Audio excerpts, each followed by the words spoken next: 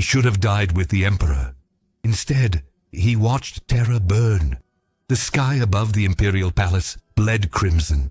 Magus Corvin stood among the ruins of the Astronomicon chamber, his augmetic eyes recording everything with cold precision. Smoke twisted upward in spiraling columns, each one marking another district consumed by the fires of betrayal. The War Master's victory banners hung from the shattered Eternity Gate like flayed skin. 3 hours ago, the Emperor of Mankind had fallen. Now the galaxy was learning what it meant to lose. Corvin's name had once been spoken with reverence in the Mechanicum's halls. Senior Lex Mechanic, keeper of the Selenar gene forges, trusted advisor to the fabricator locum of Terra. He had served the Omnissiah for 4 decades with perfect devotion. That devotion meant nothing now. The schism of Mars had torn the Mechanicum apart, and Corvin had chosen loyalty to the Emperor over the promises of forbidden knowledge whispered by Kelbor Hal's traitors. He had fought them in the datascape, purged their scrap code from vital systems, defended the palace's machine spirits with prayers and plasma. For all the good it had done, the Vox network crackled with screams. Horus had ordered the mass execution of all Imperial Army officers above the rank of colonel. Millions of conscripts wandered the trenches without command. Their lasguns clutched in trembling hands as demon engines hunted them through the rubble. The World Eaters were butchering their way through the palace's eastern wing. The Emperor's children had claimed the Sanctum Imperialis for some unspeakable ritual. Corvin's data feed showed it all in excruciating detail. He adjusted his respiratory unit, filtering the ash-thick air. His robes were torn, stained with promethium burns, and the oil-like ichor of corrupted servitors he'd been forced to destroy. The mechadendrites coiled at his back twitched involuntarily. Since the breach 3 days ago, he'd watched brothers and sisters of the Mechanicum fall to madness. Some had their augmetics twisted by warp corruption, flesh melting into metal, screaming in binary as demons wore their bodies like puppets. Others had simply given up, shutting down their higher functions and letting themselves become empty shells. Corvin couldn't afford that luxury. He'd been ordered to survive, to witness, to remember. The command had come from Rogel Dorn himself, 36 hours before the final assault on the vengeful spirit. The Praetorian had found Corvin in the machine tombs beneath the Himalasian plateau, where the Lex Mechanic was attempting to salvage what remained of the Emperor's Webway project. Dorn's face had been carved from granite, his eyes hollow with the weight of foreknowledge. "The Emperor has shown me visions, Magus," Dorn had said. His voice scraped raw. "He will not survive this day. Neither will Sanguinius. Neither will I, in any way that matters. But someone must bear witness. Someone must remember what we were before the darkness." He'd placed a heavy hand on Corvin's shoulder. "You understand the value of data, of records, of truth." Corvin had wanted to refuse, had wanted to stand and fight beside the custodians, to sell his life dearly against the traitors who'd murdered his world. But Dorn's order had been absolute. Survive, observe, testify when the time comes. So Corvin had watched from the shadows as the Emperor, accompanied by that broken loyalist Loken and the silent sister Genesia Crowley, teleported aboard the vengeful spirit for the final confrontation. He'd watched the orbital feed as Sanguinius died, his wings torn off by Horus's demon claw. He'd felt the psychic shockwave that tore through Terra when the Emperor struck his killing blow, obliterating Horus's soul from existence. And then he'd felt something worse. The terrible silence that followed. The absence where the Emperor's light had been. The Golden Throne now held nothing but a corpse kept animate by machine prayer and fading will. The Astronomicon flickered like a dying star. Corvin's instruments detected the warp storms intensifying across the Sol system. Without the Emperor's psychic might to hold them back, the tides of the Immaterium were rising. Terra was drowning. A scream split the air. Not human. The sound reverberated through Corvin's audio receptors, making his teeth ache. He turned just as something massive moved through the smoke. An imperial knight, its heraldry defaced with the 8-pointed star of chaos. Corrupted. The pilot had pledged himself to the ruinous powers during the siege, and his machine had become a living nightmare. Cables writhed like tentacles from its joints. Brass and bone had fused to its armor plating. Its thermal cannon glowed with unnatural fire. Corvin ran, his augmetic legs pumped with hydraulic force, carrying him through the devastated corridors. Behind him, the night tore through marble columns like they were parchment. He could hear it laughing. The pilot's voice, distorted through vox grills, was singing something obscene in a language that hurt to comprehend. The Lex mechanic threw himself through a shattered doorway, rolling behind the twisted wreckage of a rhino transport. Lasfire streaked overhead. Not the night. Something else. He risked a glance and saw them. Traitor Imperial army troops, their uniforms bearing the eye of Horus. They were executing wounded custodians in the street, kicking aside golden helmets, looting the bodies of humanity's finest defenders. Corvin's hand found the plasma pistol at his belt. Modified, overcharged, unstable. He'd built it himself in the dark days of preparation, knowing that if the palace fell, he would need something that could kill quickly. His targeting matrix synced with his optic nerves. 3 targets, 6 seconds. He whispered a prayer to the machine god and fired. The first shot vaporized the traitor sergeant's chest. The second caught 2 soldiers as they turned, melting them into slag. The third misfired, the plasma cell rupturing with a shriek of tortured atoms. Corvin threw the weapon aside before it exploded and scrambled deeper into the ruins. Pain lanced through his shoulder where shrapnel had torn his robes.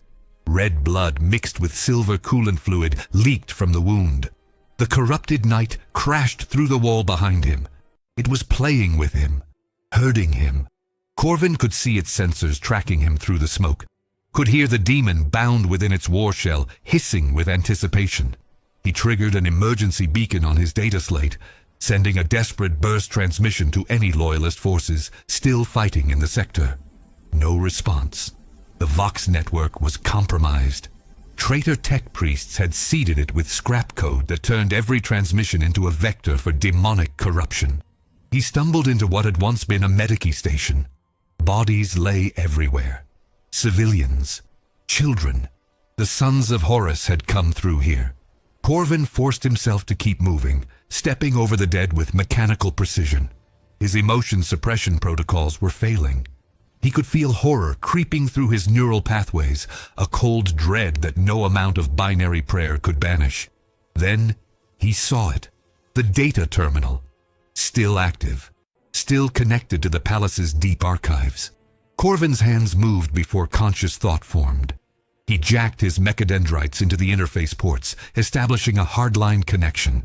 Information flooded his consciousness. Battle reports, casualty assessments, strategic analyses, and something else. Something that made his blood freeze. A transmission from Kelbor Hall, the traitor fabricator general of Mars, sent just 40 minutes ago to all remaining loyalist positions. The message was simple and devastating. Horus has won. The Emperor is dead. The Imperium is finished. Those who kneel before the War Master will be spared. Those who resist will feed the forges of the Dark Mechanicum. Choose wisely. Choose quickly. This offer expires in 3 hours. But it was the attachment that truly horrified Corvin. A list. Names and locations of every remaining loyalist stronghold on Terra. Defense grid access codes. Orbital defense positions. Safe houses. Supply depots. Everything the traitors needed to complete their conquest. And the source of the intelligence? Traitors within the Mechanicum itself. Tech priests who'd maintained their cover throughout the siege, feeding information to Kelbor Hal, waiting for this moment. Corvin's designation was on the list. Location confirmed. Marked for capture. Alive, they wanted him specifically. The attached notation sent ice through his veins. Priority acquisition. Lex Mechanic Corvin possesses knowledge of Selenar genecraft and webway mechanics. Project Ascension requires his expertise. Use of lethal force not authorized. Project Ascension. He'd heard whispers of it during the siege. A dark Mechanicum initiative to create new space marines. Not for the traitor legions, but for Horus himself. A new army forged in the War Master's image, free from the genetic degradation that plagued the older legions. They needed Selenar specialists. gene rights who understood the Emperor's original designs. And Corvin was one of the last loyalist masters of that forbidden art still alive. The corrupted knight tore the roof off the Medicae station. Corvin looked up into its optics, seeing his reflection in those demon-haunted lenses. The pilot's voice crackled through external speakers. Magus Corvin, surrender. The War Master has use for you. Resist, and I will take you piece by piece until only your mind remains. He pulled his mechadendrites free from the terminal, his processors calculating options at superhuman speed. Fighting was suicide. The knight would tear him apart. But surrender? Becoming a tool of the dark mechanicum, forced to birth abominations in Horus's name? That was worse than death. That was damnation. Then the sky screamed. A rift tore open above the palace, reality splitting like rotten fabric. The warp was bleeding through. Demons poured into Terra's atmosphere in a flood of impossible colors and geometries that defied sanity. Corvin's visual processors burned out trying to process what he was seeing, leaving him blind in one eye. The corrupted knight staggered, its pilot screaming in agony or ecstasy as demonic power surged through his neural connection. In that moment of chaos, Corvin ran. He didn't think, didn't plan, just moved, his augmetic legs carrying him through streets that were rapidly ceasing to follow Euclidean geometry. The warp rift was expanding, swallowing sectors of the palace whole. Buildings folded inward on themselves. Reality became suggestion. He saw space marines of the Blood Angels tearing into their own brothers, their eyes black with madness. The death of Sanguinius had broken something in them.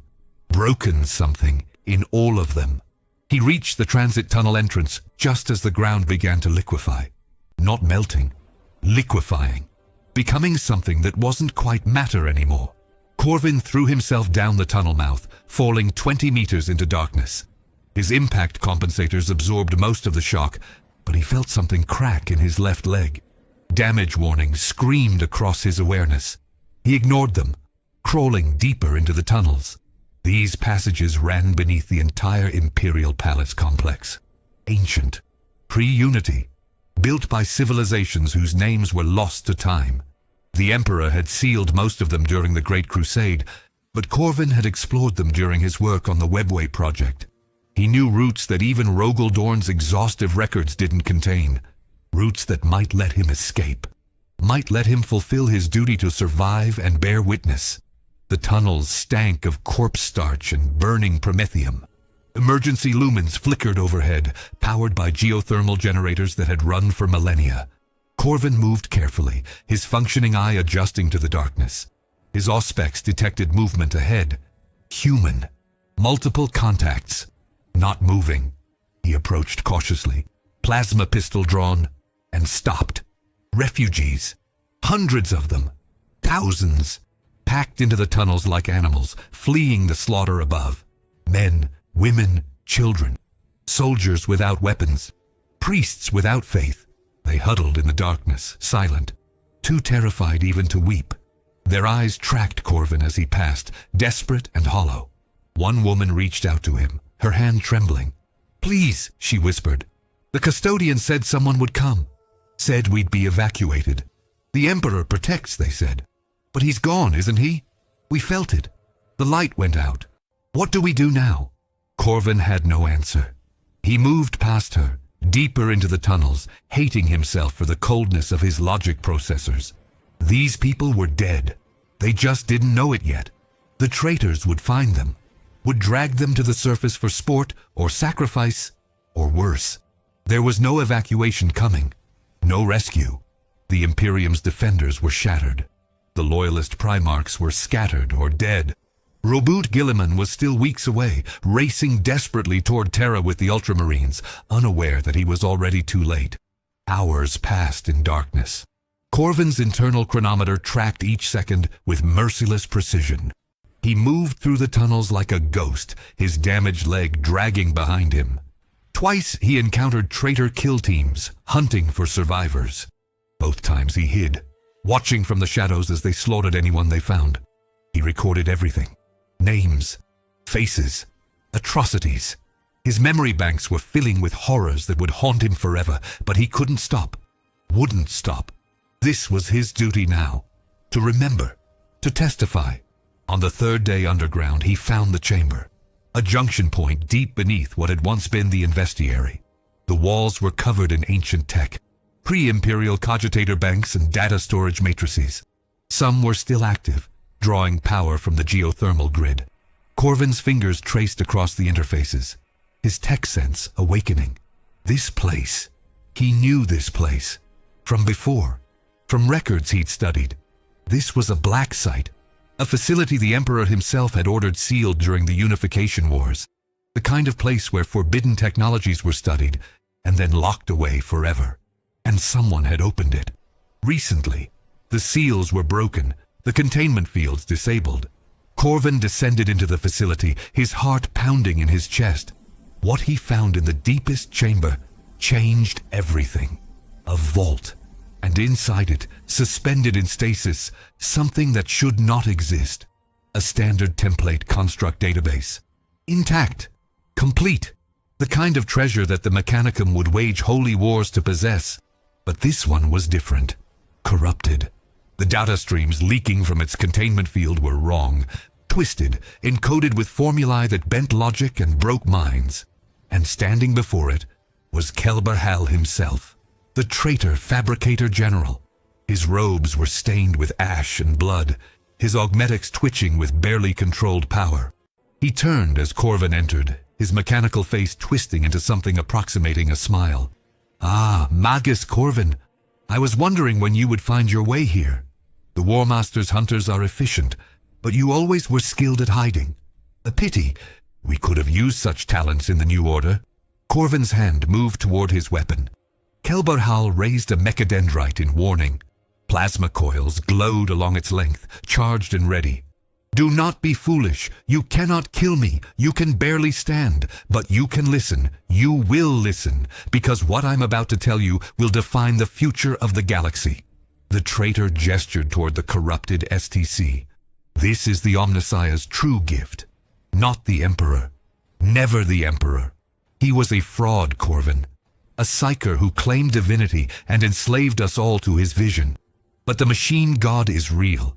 I have seen him, spoken with him, and he has shown me the path forward." Corvin's voice was hoarse, his vocalizer damaged. "You've seen nothing but lies. The warp has poisoned your mind. That STC is contaminated with demon code. You've traded humanity's future for power." "Humanity's future?"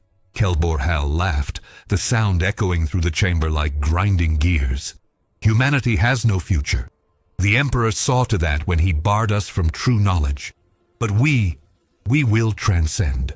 The War Master understands. He has been enlightened by the primordial truth, and soon, all of Terra will understand as well." The Fabricator General activated the STC. Data cascaded across the chamber's walls, equations and schematics that hurt to comprehend. Corvin's optics burned trying to process what he was seeing. Designs for weapons that broke reality.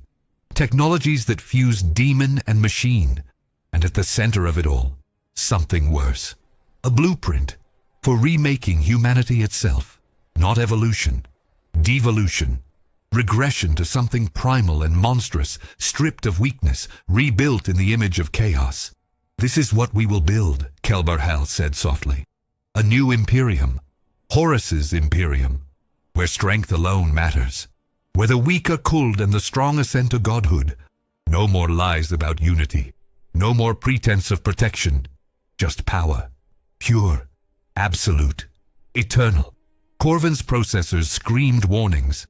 The corrupted data was trying to infect his systems, tendrils of scrap code worming through his neural interface.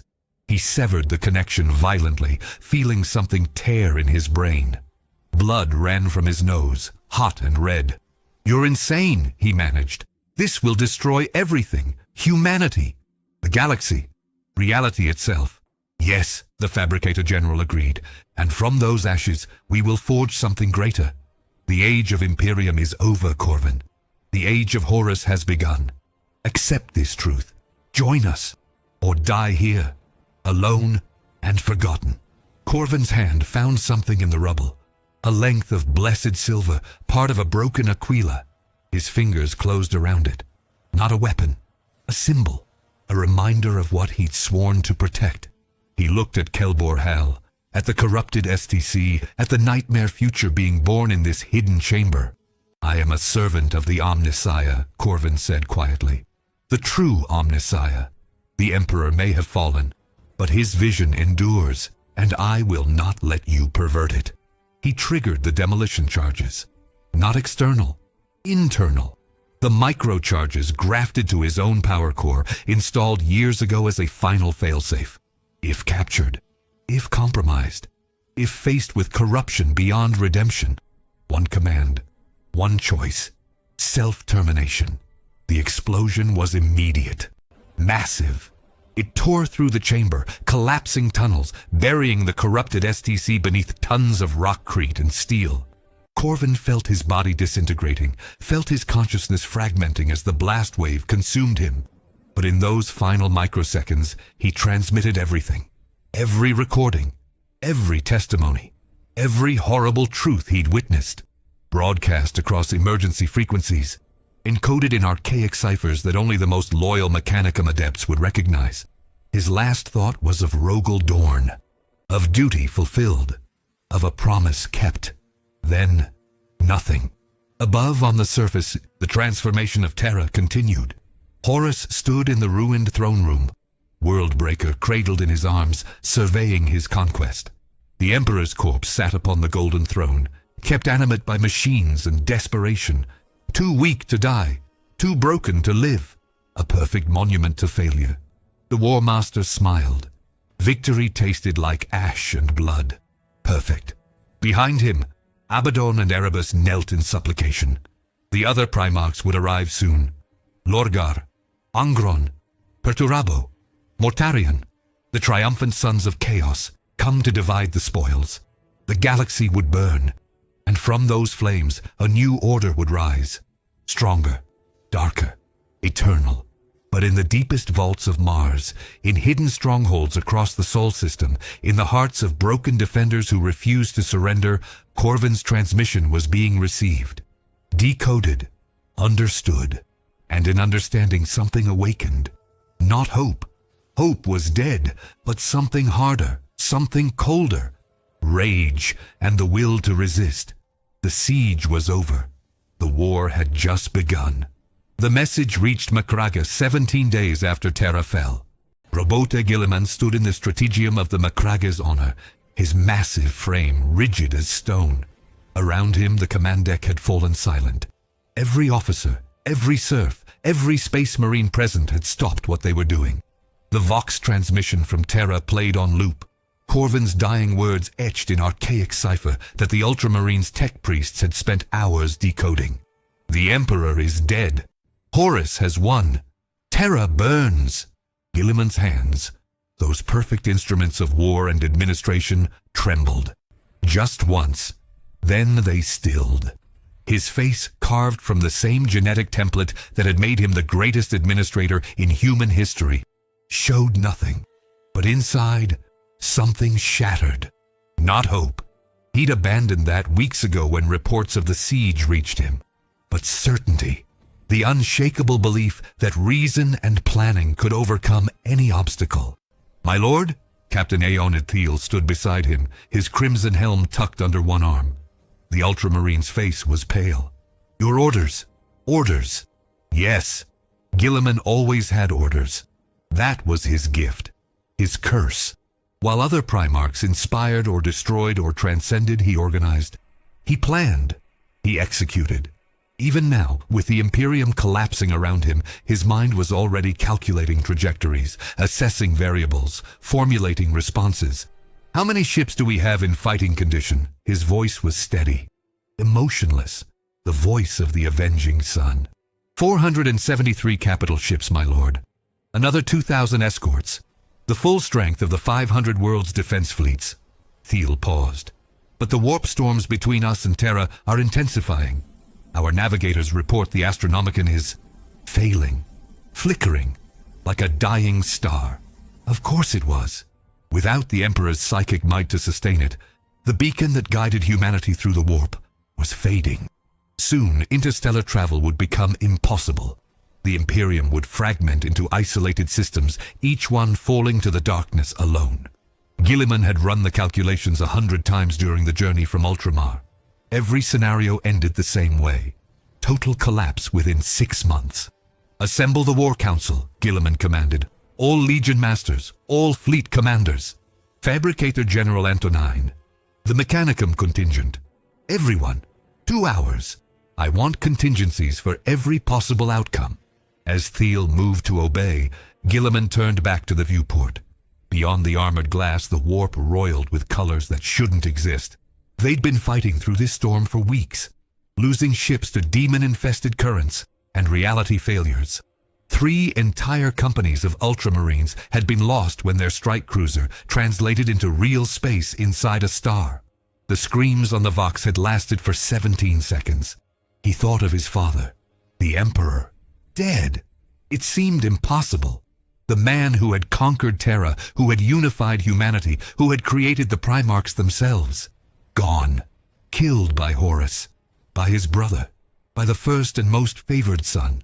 Guilliman had never loved the Emperor. Not the way Sanguinius had, with that blind faith that saw divinity in every word. Not the way Dorn had, with that absolute loyalty that required no justification. Guilliman's relationship with his father had been transactional, professional. The Emperor had created him for a purpose, and Guilliman had fulfilled that purpose with ruthless efficiency. But respect? Yes, he'd respected the Emperor's vision.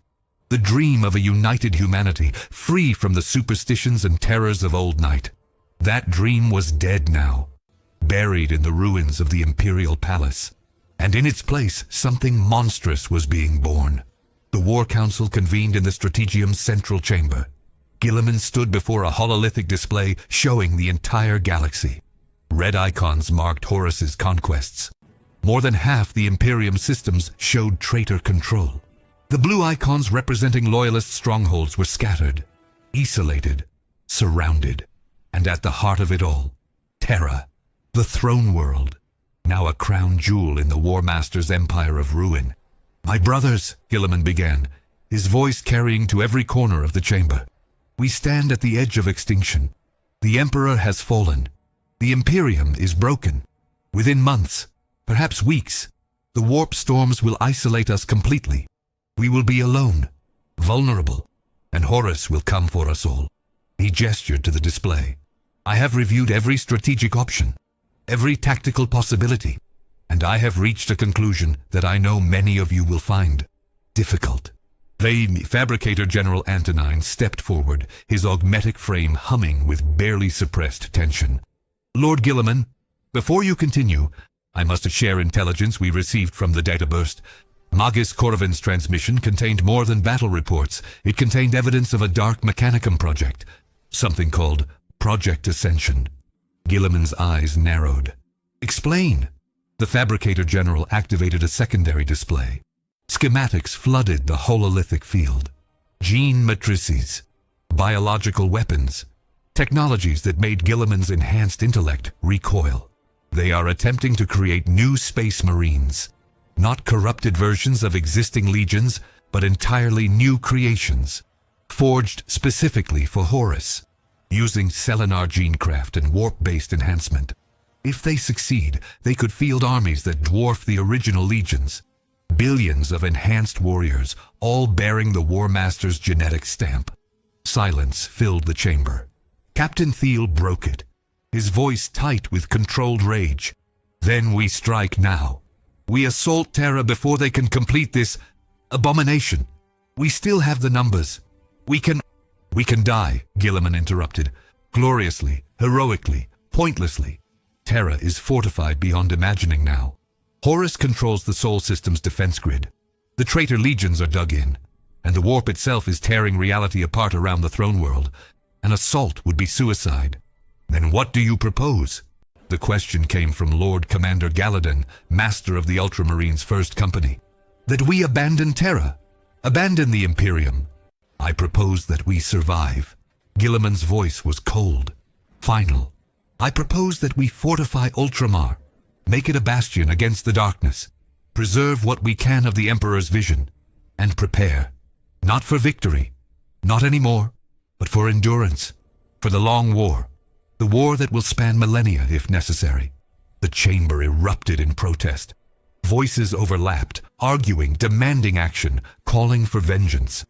Guilliman let them rage. He understood their anger, shared it even.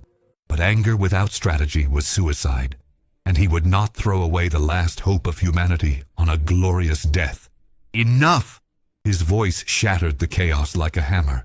The Primarch's presence filled the room, crushing dissent through sheer force of will. I do not ask for your agreement. I do not require your approval. This is the reality we face. Accept it or die denying it. Those are your only choices. He turned back to the hololithic display, his mind already racing ahead, planning, calculating. We will reinforce Ultramar's borders.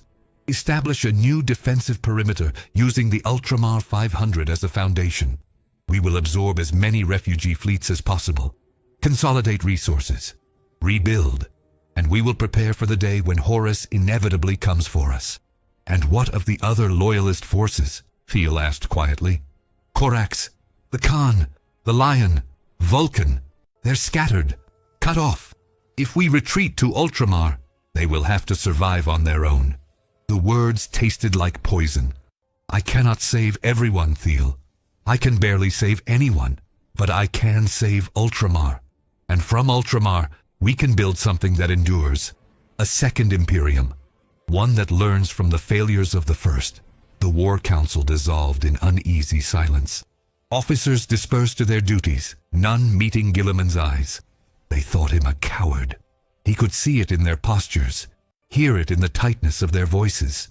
The avenging son, who had finally found a battle too large to fight, a wound too deep to heal. Let them think what they wanted. History would judge him, and history, Guilliman knew, favored survivors over martyrs. But that night, alone in his chambers, Robert Guilliman did something he had not done since childhood. He wept, not for the Emperor, not for the Imperium, but for the future he had imagined. The galaxy united under reason and law. That future was ashes now, and in its place, an eternity of war. On Terra, Horus consolidated his victory.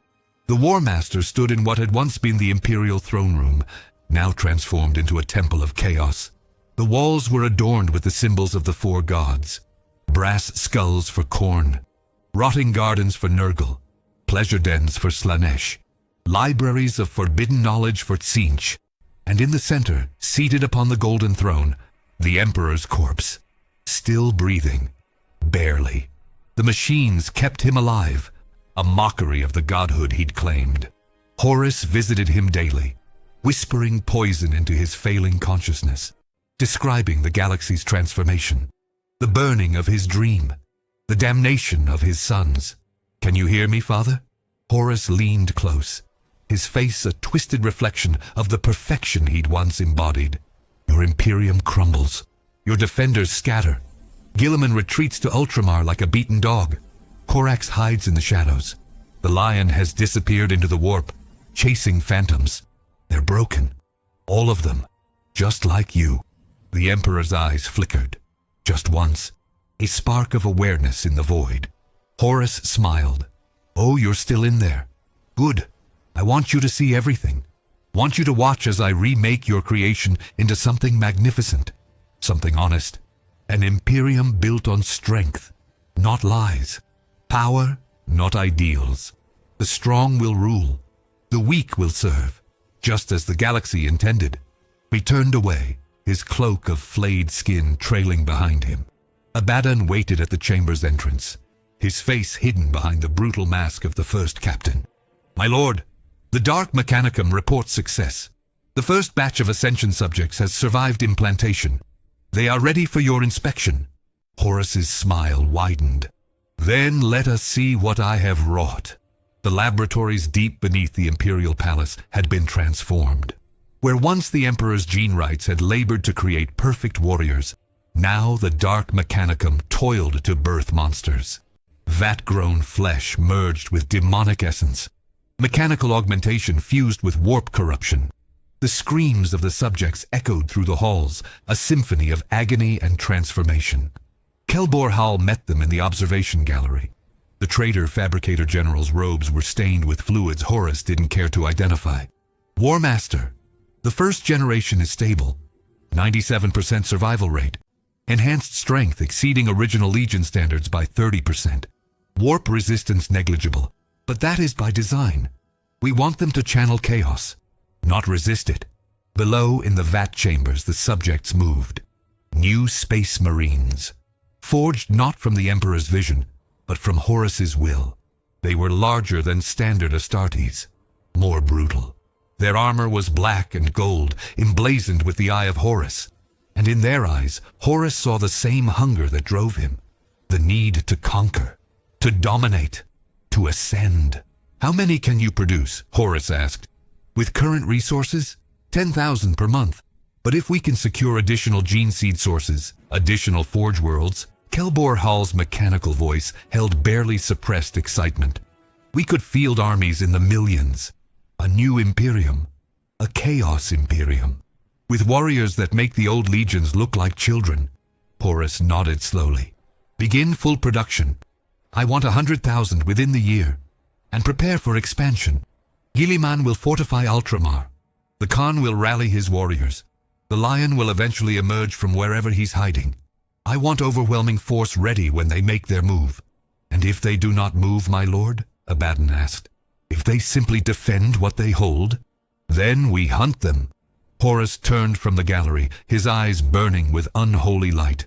One by one, world by world, until there is nothing left but ash and submission. This galaxy belongs to chaos now, and I will see every corner of it kneel. In the warp, beyond the veil of reality, the four gods watch their champions triumph with satisfaction. Khorne, the blood god, reveled in the slaughter. Nurgle, the plague lord, spread his gifts through Terra's dying population. Slanesh, the prince of pleasure, feasted on the despair and excess of the fallen imperium. And Tzeentch, the architect of fate, smiled at the infinite possibilities unfolding. But even the gods could not see everything, could not predict every outcome. For in the deepest shadows, in the forgotten corners of the galaxy, resistance stirred. Not organized, not unified, but persistent, stubborn, human. On a dead world in the Ghoul Stars, a lone tech priest received Corvin's transmission and wept. On Fenris, the space wolves howled defiance at the storm-racked skies. In the depths of Komorah, a dark Eldar Archon watched the Imperium's fall and calculated opportunities. And on 1,000 worlds whose names would be forgotten to history, ordinary humans picked up weapons they barely understood and prepared to fight, because that was humanity's gift. Not strength, not intelligence, not even courage, but spite. The sheer, bloody-minded refusal to die quietly, to submit, to accept defeat. Horus had won the siege of Terra, but the war for humanity's soul was far from over. 3 months after Terra's fall, Guilliman received another transmission, not from loyalist forces, from the enemy, Horus himself. The message was simple, personal, a challenge wrapped in mockery. Brother, I know you're hiding in Ultramar, licking your wounds, planning your futile resistance. Let me save you the effort. You cannot win. Father is dead. The Imperium is mine. Your best option is to kneel. Pledge fealty. I will grant you governorship of Ultramar. You can rule your little empire in peace. All I ask is your loyalty. Guilliman watched the message in silence. Then he reached out and deleted it. No response. No defiance. Nothing. Because Horus was right about one thing. Guilliman couldn't win. Not now. Not with the forces he had. But victory wasn't the goal anymore. Survival was, and time. Because Guilliman understood something his fallen brother didn't. Chaos was powerful, yes. Unstoppable, perhaps. But also unstable. The dark gods fought each other as much as they fought the Imperium. The traitor legions were already fracturing, divided by their patron deities' conflicting agendas. Horus's empire, built on treachery and power, would eventually consume itself. All Guilliman had to do was outlast it. Preserve the core of what the Imperium had been. Keep the flame alive until Chaos's inevitable infighting created an opening. It might take decades, centuries, millennia, but Guilliman was patient, and he was very, very angry. On Terra, in the darkness beneath the Imperial Palace, something stirred. Not Corvin. He was dead, his body vaporized in the explosion that buried Kelbor Hal's corrupted STC. But his transmission, his recordings, his testimony, those endured, copied across 1,000 data networks, hidden in encrypted vaults, passed from hand to hand among those who remembered what the Imperium had been. And in those memories, a new faith was born. Not the imperial truth. That lie had died with the Emperor. But something older, something more primal, the worship of the Emperor as a god, as humanity's protector, as the one true shield against chaos, the ecclesiarchy, the imperial cult, the theology that would define the next 10,000 years, all of it growing from the ashes of Terra's fall, from the desperate need to believe that the Emperor's sacrifice meant something, that his light, however faint, still protected humanity. Horus didn't see it, didn't understand how his victory had planted the seeds of his eventual defeat, how every atrocity, every excess, every demon-haunted nightmare he unleashed drove more humans into the arms of faith, made them stronger in their devotion, more willing to die for a dead god than live under Chaos's rule. The War Master had won the siege of Terra, but he had lost the only battle that truly mattered, the battle for humanity's soul. 5 years after Terra's fall, Robuta Guilliman stood on the walls of Macragge's fortress monastery, watching the sun set over his capital. Ultramar had become a fortress, every world fortified, every citizen armed, every resource dedicated to survival. It wasn't the Imperium he'd imagined. It was smaller, harsher, more brutal, but it endured. Behind him, Captain Thiel approached, his armor scarred from countless battles along the border. "My lord, reports from the frontier. Horus's new legions are probing our defenses, testing our strength. It won't be long before he launches a full assault. Let him come." Guilliman's voice was stone. "We will bleed his armies, drain his resources, make every world he takes a wound that festers. Chaos cannot sustain a protracted war. Their nature won't allow it. Eventually they will turn on each other, and when they do, we will be ready." Thiel hesitated. "And if we're wrong, if Horus succeeds in holding his empire together?" Guilliman turned to face his captain. His eyes, those perfect blue orbs that had seen the galaxy united, now held only cold calculation. "Then we fight anyway, because the alternative is extinction. Not just for us, but for every human in the galaxy. I will not allow that. I will not fail them." He looked back at the sunset, at the world he'd spent 5 years transforming into humanity's last hope. "Tell the forges to increase production. Tell the recruiting centers to expand. Tell every man, woman, and child in Ultramar that the age of the Imperium is over. The age of survival has begun, and we will endure, no matter how long it takes, no matter what it costs. We will endure." Thiel saluted and departed. Guilliman remained on the wall, alone with his thoughts. In the distance he could see the lights of Macragge's cities, millions of souls depending on him, trusting him to keep them safe in a galaxy gone mad. He would not fail them, could not fail them, because if Ultramar fell, then all was lost, and Robout Guilliman, the avenging son, the last loyal Primarch standing, refused to let that happen, even if it meant fighting alone for eternity. On Terra, Horus sat upon his stolen throne, master of a broken Imperium. Around him his brothers celebrated. Lorgar preached of the glory of chaos. Perturabo constructed monuments to their victory. Angron led the World Eaters in endless hunts through Terra's ruins. The galaxy burned, and Horus was its dark sun. But in quiet moments when the celebrations faded and the screams of sacrifice echoed through empty halls, the War Master felt something unexpected. Hollowness. He had won, conquered Terra, killed the Emperor, claimed the Imperium. Everything he'd fought for, bled for, damned himself for. And yet, it wasn't enough.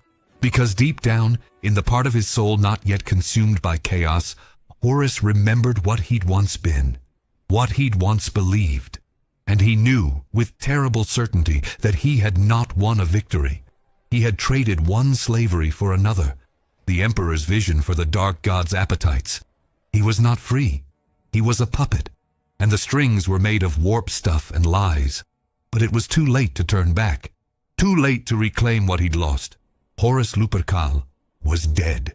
Only the War Master remained, and the War Master would rule this galaxy of ash and ruin until the stars themselves burned out, or until someone finally ended his suffering.